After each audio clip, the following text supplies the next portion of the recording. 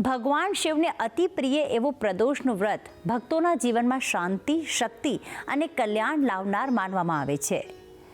દર મહિને શુક્લ અને કૃષ્ણ પક્ષની ત્રયોદશી તિથિએ આવતો પ્રદોષનું વ્રત મહાદેવની વિશેષ કૃપા મેળવવાનો ઉત્તમ અવસર છે. વર્ષ 2026 દરમિયાન આવતી તમામ પ્રદોષ વ્રતની તારીખો શિવ ભક્તો માટે અત્યંત પાવન અને ફળદાયી માનવામાં આવે છે. તો આવો વર્ષ 2026માં આવતી પ્રદોષ વ્રતની પાવન તારીખો જાણીએ ગુરુજી પ્રફુલભાઈ પંડ્યા પાસેથી. જજાગ્રતો દૂરમ ઉદયતિ દૈવં તદુસુપ્તશે તથૈવૈતિ દૂરંગમન જ્યોતિખાન જ્યોતિરેકંતન્મે મનઃ શિવ સંકલ્પમસ્તુ. જય ભગવાન મિત્રો, હું છું પ્રફુલભાઈ પંડ્યા. ભક્તિ સંદેશ કાર્યક્રમની અંદર આપનું સ્વાગત છે. મિત્રો, આજે વાત કરવી છે પ્રદોષ ક્યારે છે,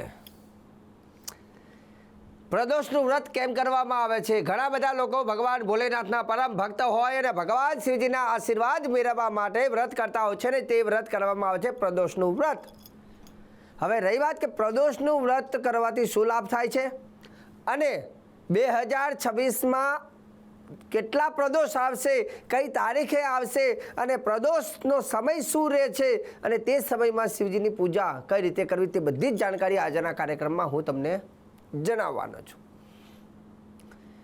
એવું કહેવાય છે કે પ્રદોષનું વ્રત બહુ શક્તિશાળી વ્રત છે. પ્રદોષ ભગવાન શિવજીના આશીર્વાદ મેળવવા માટે કરવામાં આવે છે. એના નિયમમાં એવું છે કે પ્રદોષ વખતે પ્રાતઃકાલે સવારે બ્રહ્મ મુહૂર્તમાં ઉઠી ભગવાન સૂર્યનારાયણને નમસ્કાર કરી શુદ્ધ પવિત્ર વસ્ત્ર ધારણ કરી ભગવાન શિવજીની આરાધના કરવી. ઉપવાસ કરવો, મતલબ પ્રદોષના દિવસે સવારથી માંડીને કંઈ જ અન્ન ખાવાનું નથી, કેવળ ફળનું આહાર કરી શકાય, ફલાહાર અથવા દૂધ કેળા જમી શકાય. અને સાંજનો જ્યારે પ્રદોષ કાળ એટલે પ્રદોષ સમય હોય, પ્રદોષનો દિવસ અને પ્રદોષનો સમય આ બંનેનો સમન્વય થાય અને પ્રદોષ સમયમાં શિવજીની પૂજા કરી અને શિવજીની પૂજા કર્યા પછી જે માણસ ભોજન કરે છે અને તો એનાથી એ વ્રત એનું પૂર્ણ બને છે. હવે જ્યારે પ્રદોષનો સમય હોય ત્યારે ભગવાન ભોલેનાથને એવું કહેવાય છે કે ભોલેનાથને પંચામૃતથી સ્નાન કરાવવામાં ભગવાન ગણેશજી અને માતા પાર્વતી સાથે ભગવાન શિવજીની પૂજા કરવી. પંચામૃતથી સ્નાન કરાવી, શિવજીને દૂધનો અભિષેક કરવો, અભિષેક કર્યા બાદ ગંગાના જલથી શિવજીને સ્નાન કરાવી, ભોલે બાબાને ભસ્મનું તિલક કરવું, રુદ્રાક્ષની માલા પહેરાવી, પુષ્પ બિલીપત્રથી શિવજીની આરાધના કરવી, ખીરનો પ્રસાદ શિવજીને અર્પણ કરવો, ધૂપ અને દીવો અને આરતી કરી અને ભોલે બાબાના આશીર્વાદ લેવાના હોય છે. પ્રદોષ વ્રત જે ખાસ કરીને એક મહિનામાં 2 દિવસ આવે છે, તો બંને દિવસ શિવજીના આશીર્વાદ લેવાનો શ્રેષ્ઠ શક્તિશાળી દિવસ એટલે પ્રદોષ કહેવામાં આવે છે.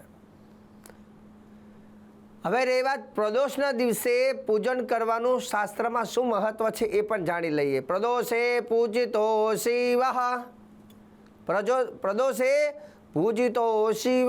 પ્રદોષના દિવસે જે શિવજીની પૂજા કરે છે એને શું ફળ મળે તો લખ્યું સ્યાદ ભક્ત વત્સલ સર્વ પાપ વિનિર્મુક્ત સયાતિ પરમામ ગતિમ. શાસ્ત્ર એવું કહે છે કે જે પ્રદોષનું વ્રત કરે છે તે ભગવાન શિવજીનો પરમ ભક્ત બને છે. પ્રદોષનું વ્રત કરનાર વ્યક્તિને ભગવાન ભોલેનાથ એ ભક્ત ઉપર એમના પરમ ભક્તોમાં એનું નામ લખાય છે. એટલે જે શિવજીની બહુ આરાધના કરતા હોય, મહાદેવને બહુ માનતા હોય, એ તમામ લોકો પ્રદોષનું વ્રત કરતા હોય છે, જેથી શિવજીના આશીર્વાદ મળે છે. બીજા નંબરની વસ્તુ સર્વ પાપ મુક્તિ, બધા જ પ્રકારના પાપમાંથી મુક્તિ મળે છે. ત્રીજું શિવજીના પ્રિય ભક્તોમાં એનું નામ આવે છે. અને ચોથું અપાર ધન. હવે જે શિવજીના પરમ ભક્તો એના ઘર પૈસાની ખામી ના હોય, કેમ કે ભોલેનાથે એની ઉપર અપાર ધન આપે છે. કુબેરજીને કીધેલું છે કે જે મારી ભક્તિ કરે એના ઘરની અંદર અપાર ધન આપવું. આગળ લખ્યો છે ફાયદા ઐશ્વર્ય, તમામ ઐશ્વર્યની પ્રાપ્તિ થાય છે. રોગ મુક્તિ, રોગોમાંથી મુક્તિ મળે છે.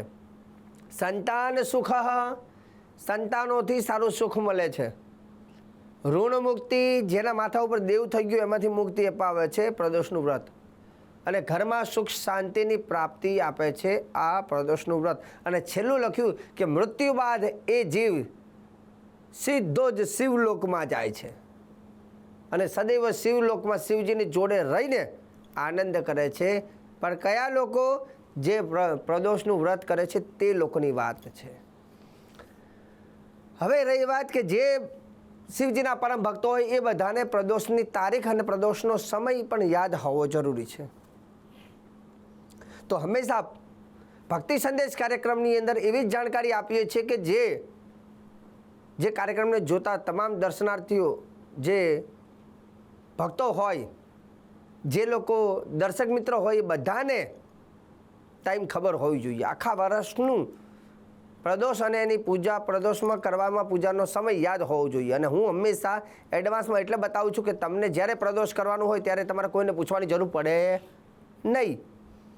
તો લખી લો બધી તારીખો. પહેલો પ્રદોષનો જે 2026નો પહેલો જાન્યુઆરી મહિનો પ્રદોષ પહેલો છે 16 તારીખે, 16 જાન્યુઆરી 2026. એના પછી 30 તારીખે બીજો પ્રદોષ આવશે, 30/1/2026, જેનો પૂજાનો સમય રહેશે સાંજના 5:59 થી માંડીને 8:37.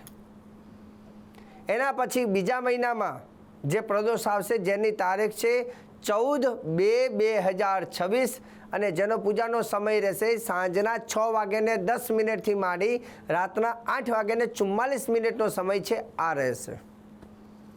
ત્યાર પછી ત્રીજા મહિનામાં જે પ્રદોષ આવે છે જેની તારીખ છે 1/3/2026 અને જેનો પૂજાનો સમય રહેશે સાંજના 6:21 થી માંડીને સાંજના એટલે કે રાત્રિના 7:09 જે સમય છે એ પૂજાનો ટાઈમ રહેશે. ત્યાર પછી ત્રીજા મહિનામાં બીજો પ્રદોષ જે 16 તારીખે આવે છે, મતલબ તારીખ બની 16/3/2026, પૂજાનો સમય સાંજના 6:30 થી 8:54 જે સમય છે 8:54 તે સમય રહેશે. ત્યાર પછી 30 તારીખે પાછો પ્રદોષ આવશે, 30/3/2026, પૂજાનો સમય રાત્રે એટલે કે સાંજના સમયે 6:38 થી માંડીને 8:57 રહેશે. પછી આવશે ચોથા મહિનામાં જે પ્રદોષ આવે છે જેની તારીખ બતાવું છું. ચોથા મહિનામાં 15 તારીખ છે, 15/4/2026, સાંજે પ્રદોષકાલનો સમય રહેશે, પૂજાનો સમય 6:47 થી માંડીને રાત્રિના 9 વાગ્યા સુધીનો રહેશે. ચોથા મહિનામાં બીજો જે પ્રદોષ આવશે તે પ્રદોષની તારીખ આ પ્રમાણે છે 28/4/2026. શિવજીની પૂજાનો સમય સાંજના 6:57 થી માંડીને રાત્રિના 9:04 સુધીનો રહેશે. ત્યાર પછી પાંચમા મહિનામાં જે પ્રદોષ આવે છે જેની તારીખ રહેશે 14/5/2026, પૂજાનો સમય સાંજે 7:04 થી માંડીને 9:09 રહેશે. પાંચમા મહિનામાં બીજી જે તારીખ રહેશે જે 28/5/2026, જેમાં શિવજીની પૂજાનો સમય સાંજે 7:12 થી માંડીને 9:09 રહેશે. છઠ્ઠા મહિનામાં જે પ્રદોષ આવે છે જેની તારીખ લખાવું છું, 12 તારીખે પ્રદોષ રહેશે, 12/6/2026.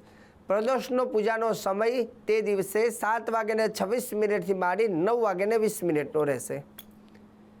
છઠ્ઠા મહિનામાં બીજો પ્રદોષની તારીખ છે 27/6/2026 અને એનો પૂજાનો સમય રહેશે સાંજના 7:23 થી માંડીને 9:23 પૂજાનો સમય રહેશે. સાતમા મહિનાનું જે પ્રદોષ આવે છે તેની વાત કરી લઈએ. 12 તારીખ છે, 12/7/2026, જેમાં પૂજાનો સમય રહેશે સાંજના 7:22 થી માંડી અને રાત્રે 9:23 સમય રહેશે. સાતમા મહિનાની 26 તારીખે 26/7/2026, પૂજાનો સમય સાંજના 7:16 થી માંડી 9:21 રહેશે. આઠમા મહિનાની વાત કરીએ તો આઠમા મહિનાની અંદર તારીખ છે 10/8/2026, જે પૂજાનો સમય સાંજના 7:05 થી માંડી 9:14. 8મા મહિનાની બીજી તારીખે જે તારીખ છે 25/8/2026 સાંજે પૂજાનો સમય પ્રદોષકાલનો સમય 6:51 થી 9:04 રહેશે. ત્યાર પછી 9મા મહિનાનો જે પ્રદોષ આવે છે એમાં એની તારીખ છે 8/9/2026. પ્રદોષકાલ શિવજીની પૂજા કરવાનો સમય સાંજના 6:35 થી 8:52 રહેશે. એના પછીનો જે પ્રદોષકાલ આવે છે પ્રદોષ જેની 9મા મહિનામાં 24 તારીખ છે એટલે તારીખ બને છે 24/9/2026 સાંજના 6:16 થી માંડીને 8:39 સમય રહેશે. 10મા મહિનાની વાત કરીએ તો જેની તારીખ છે 8/10/2026 પૂજાનો સમય સાંજના 5:59 થી માંડી 8:27 રહેશે. ત્યાર પછી 10મા મહિનાની બીજી તારીખ જેમાં 23 તારીખ છે 23/10/2026 23/10/2026 અને તે વખતે પૂજાનો સમય સાંજના 5:44 થી માંડી અને 8:16 રહેશે. ત્યાર પછી 11મો મહિનો 11મા મહિનાની તારીખ છે 6 તારીખ એટલે કે તારીખ છે 6/11/2026 પૂજાનો સમય સાંજે 5:33 થી માંડી અને 8:09 રહેશે. 11મો મહિનો એટલે કે નવેમ્બર મહિનાની જે બીજી તારીખ જે છે 22 છે 22 નવેમ્બર 2026 પૂજાનો સમય સાંજે 5:25 થી 8:09 રહેશે.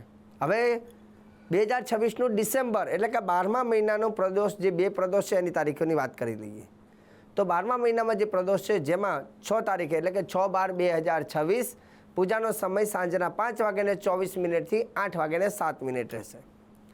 હવે ડિસેમ્બર એટલે કે 12મા મહિનાની છેલ્લી તારીખ 2026ની જે પ્રદોષની તારીખ છે 21/12/2026 અને તે દિવસે સાંજે 5:36 થી માંડીને 8:13 સમય પ્રદોષકાલ રહેશે. તો દર્શક મિત્રો આજે મેં તમને આખા વર્ષના પ્રદોષ એની તારીખ અને એ તારીખમાં કરવામાં આવતી શિવ પૂજા માટે પ્રદોષ સમય એની જાણકારી તમને આપી દીધી છે. એટલે આખા વર્ષ સુધી તમે જો લખી રાખ્યું હશે ને તો તમારે કોઈને પૂછવાની જરૂર નથી. એટલે જ કહીએ છીએ કે ભક્તિ સંદેશ કાર્યક્રમ સદૈવ જોતા રહો. ભક્તિ સંદેશ કાર્યક્રમ જે જોતા એને કોઈ દિવસ તકલીફ પડવાની જ નથી કેમ કે બધું એડવાન્સમાં મળવાનું છે. બધી જ માહિતી એડવાન્સમાં મળે છે. એટલે જ કહીએ છીએ ભક્તિ સંદેશ કાર્યક્રમને જોતા રહેજો. તો આજે સુંદર મજાની જાણકારી આપી છે આગળ પણ આપતો રહીશ. કાર્યક્રમ જોવાનું ચૂકતા નહીં. મને આપી દો રજા. જય ભગવાન.